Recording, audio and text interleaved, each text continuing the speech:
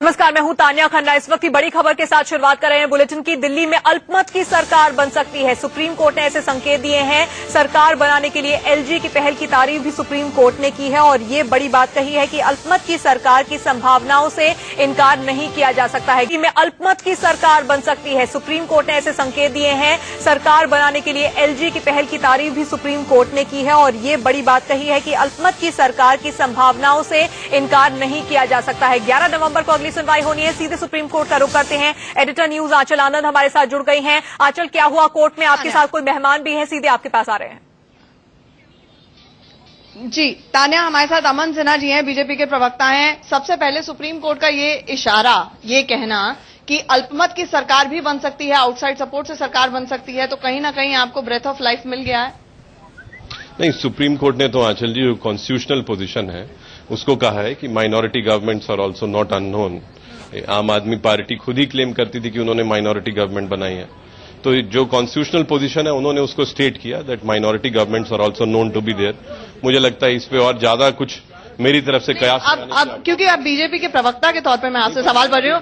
नहीं, आपने काला सफेद भले ही पहन रखा हो, लेकिन हमें ये बताइए, अब बीजेपी डंके की चोट पे ये तो कह सकती है ना कि हम अल्पमत की सरकार भी बना सकते हैं, कोशिश कर सकते हैं। जो पीसी परसों करने वाले थे वो आज कर देंगे। ये जितने प्रश्न हैं सरकार बनाने का, नहीं बनाने का, ये सब प्रश्न तभी उठेंगे जब कोई इनविटेशन एलजी साहब की तरफ से हमारे पास आता है।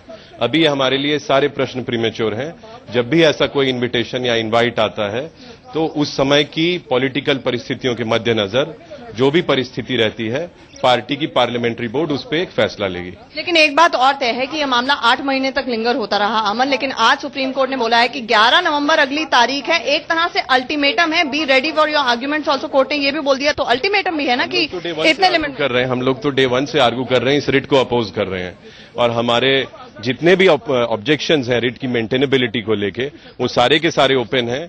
कुछ आर्गुमेंट्स हमारे मेंटेनेबिलिटी को लेके हो गए हैं और बाकी जितने आर्गुमेंट्स हैं वो सब होंगे।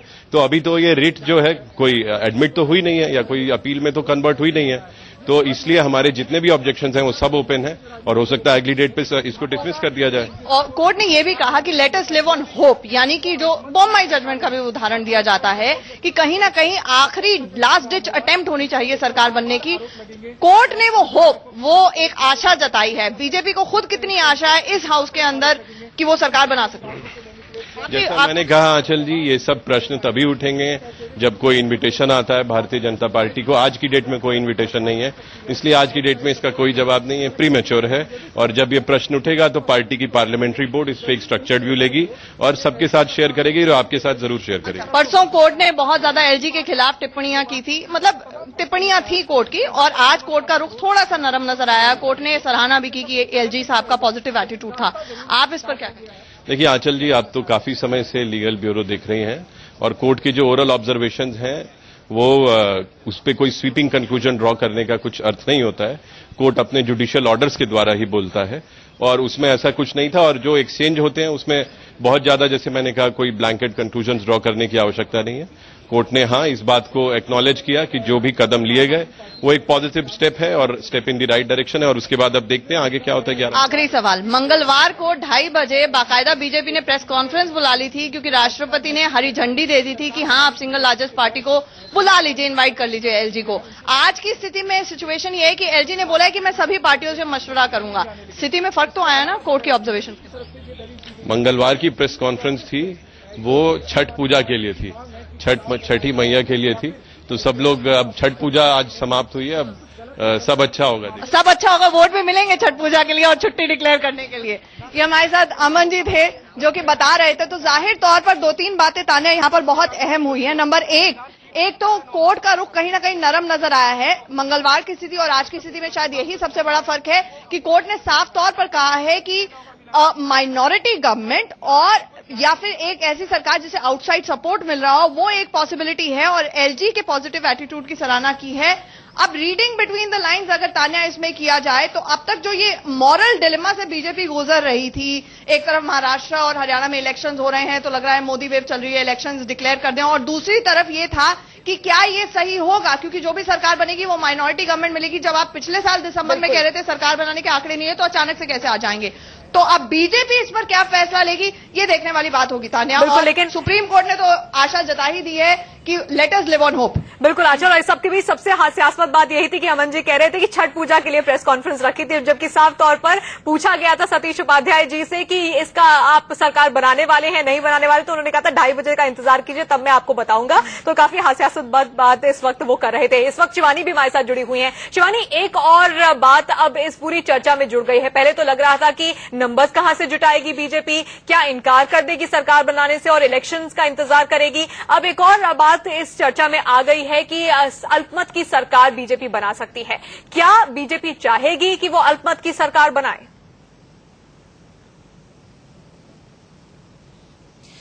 देखिए, यहाँ पे अगर बात की जाए तो जिस तरीके से भारतीय जनता पार्टी का यह सिलसिलेवार जो रुख रहा है वो बाई इलेक्शन का इंतजार कर रही है। ऐसे में ये एक ऑप्शन हो सकता है कि वे अल्पमत की सरकार बनाए और उसे कुछ ही दिनों में वो सरकार किसी वजह से गिरा दी जाए, उसके बाद फ्रेश इलेक्शंस में जाए। क्योंकि माहौल अभी भांपने की कोशिश भारतीय जनता पार्टी जरूर करेगी, क्योंकि आम आदमी पार्टी का जो बेस है उसे नकारा नहीं जा सकता। आम आदमी पार्टी ने पिछले चुनावों में जो किया था उससे कहीं ना कहीं भारतीय जनता पार्टी फूक फूक के कदम रख रही है, पर एकदम से आम आदमी पार्टी का भी जो रुख रहा, 49 दिन की सरकार चलाई, उसको गिरा दिया गया अपने स्वार्थ के लिए, इन तरीके की बातें आई, तो ये चीजें हैं भुनाने की। पर देखिए तानिया, जब से सरकार नहीं है, जब से राष्ट्रपति शासन हुआ है, तब से एक लंबा समय हो गया है।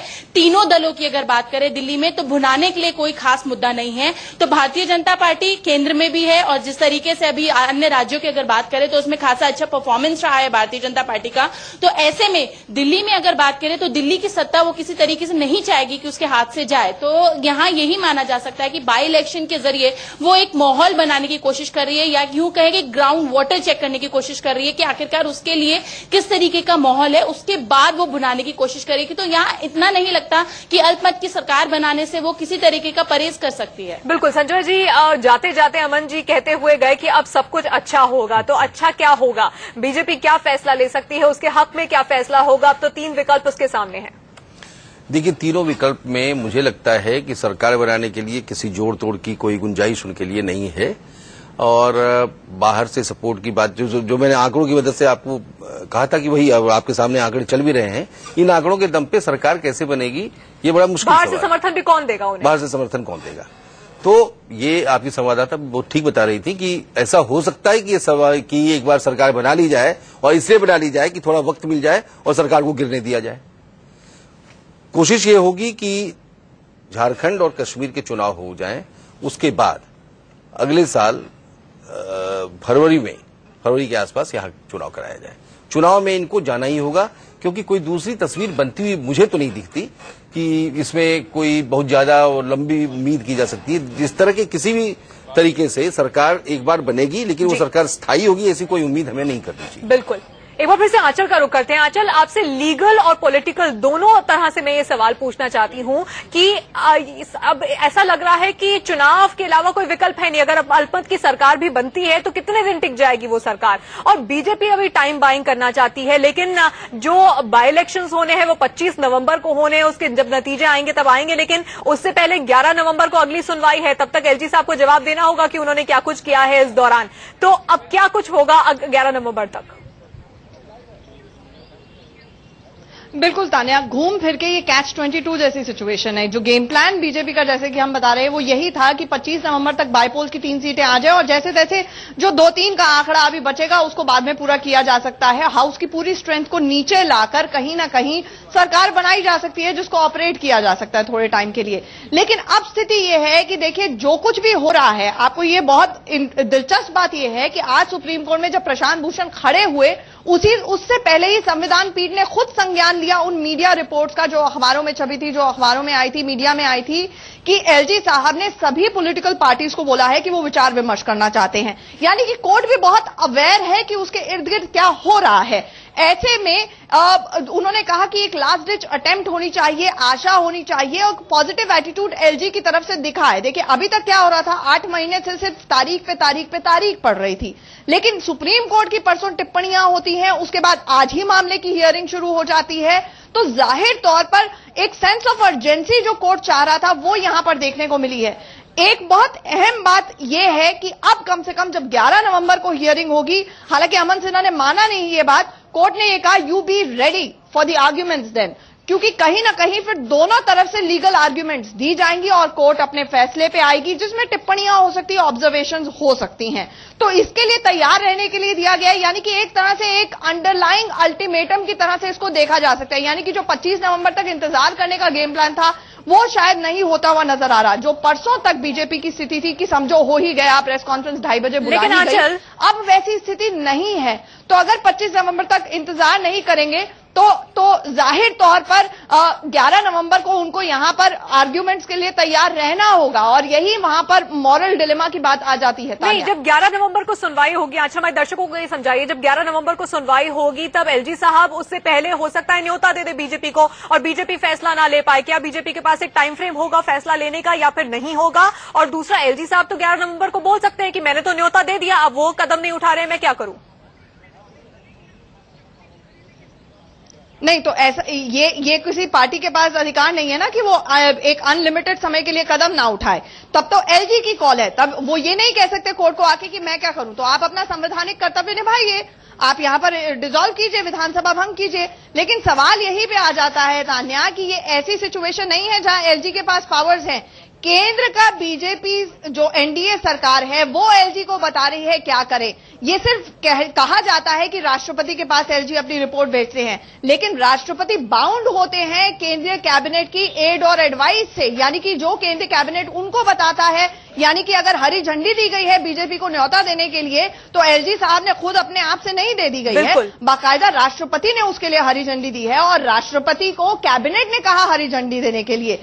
सवाल इसमें मोरालिटी का आ जाता है। लेकिन तान्या, पहले दिन से हम कह रहे हैं कि ये फैसला दिल्ली में सरकार बनानी है या नहीं बनानी है, ये बीजेपी पॉलिटिकल पार्टी का फैसला है, ये एक राजनीतिक फैसला है। ये फैसला ना तो अदालत कर सकती है ना ही एलजी खुद कर सकते हैं, वो सिर्फ अपनी तरफ से अपना संवैधानिक कर्तव्य निभा सकते हैं। सवाल जो कोर्ट को सबसे ज्यादा खटक रहा था परसों वो ये था कि लगातार इस मामले को डिले किया जा रहा है, जो कि बीजेपी का गेम प्लान था, जिसके खिलाफ वो थे। लगातार इस मामले में डिले हो रही है और सुप्रीम कोर्ट में जब ये मामला पहुंचता है तो अंग्रेजी में जिस तरह से कहते हैं फे कंप्लाई, यानी कि आपने कोर्ट के पास कोई ऑप्शन ही नहीं छोड़ा है कि चिट भी मेरी पट भी मेरी, मैं जब तक चाहे लिंगर ऑन करूं और सरकार नहीं बनेगी। तो ये कहीं ना कहीं लोकतंत्र में जनता के साथ धोखा होगा और शायद यही वजह है कि कोर्ट की इतनी तल्ख टिप्पणियां थी। लेकिन जैसे कि मैंने उस दिन भी कहा था कि कानून इस मामले में स्पष्ट है कि माइनॉरिटी गवर्नमेंट अपने आप में असंवैधानिक नहीं है। एलजी किसको बुलाते हैं, किसको न्योता देते हैं, कब देते हैं, ये भी एलजी के दायरे में है। अदालत ये बता नहीं सकती है, निर्देश नहीं कर सकती है। अदालत सिर्फ करेक्टनेस ऑफ प्रोसीजर देख सकती है। बिल्कुल शिवानी, बहुत ही महत्वपूर्ण बात आंचल इस वक्त कह रही है कि एक अंडरलाइंग अल्टीमेटम सा इस बात में नजर आ रहा है, यानी कि 11 नवंबर को जब अगली सुनवाई होगी तब लग रहा है कि अब स्थिति पूरी तरह से साफ हो जाएगी, जो इतने दिन का सस्पेंस है वो खत्म हो जाएगा। लेकिन अब बड़ा सवाल ये है, सतीश उपाध्याय तो इतने दिनों से एक ही राग अलाप रहे हैं कि सही समय पर सही फैसला हमारी पार्टी लेगी और आपको जानकारी दे दी जाएगी। बहुत दिन तक ये डायलॉग बोल नहीं पाएंगे। देखिए, यहाँ पे अगर बात की जाए तो अब 11 नवंबर तक एलजी की तरफ से या सरकार की तरफ से कोई ना कोई जवाब जरूर देना होगा। ऐसी स्थिति में क्या ऑप्शन रहता है, क्योंकि जिस तरीके से आंचल जी ने भी बताया कि यहाँ पे जो सेंट्रल गवर्नमेंट का जो इंटरफेरेंस है वो पूरा है, और साथ ही साथ जो राष्ट्रपति की जो भी रिपोर्ट देते हैं उसमें जो कैबिनेट होती है उसकी एक राय जरूर होती है। तो ऐसी स्थिति में जो गृह मंत्रालय है उसका पूरा इंटरफेरेंस दिल्ली में हम देख सकते हैं। और यहाँ पे एलजी किसको किस तरीके से बुलाते हैं वो सबसे महत्वपूर्ण होगा, कब बुलाना शुरू करते हैं। भारतीय जनता पार्टी को अब कोई जवाब जरूर ढूंढना होगा, क्योंकि 11 से पहले कुछ ना कुछ एक माहौल बनना जरूरी है।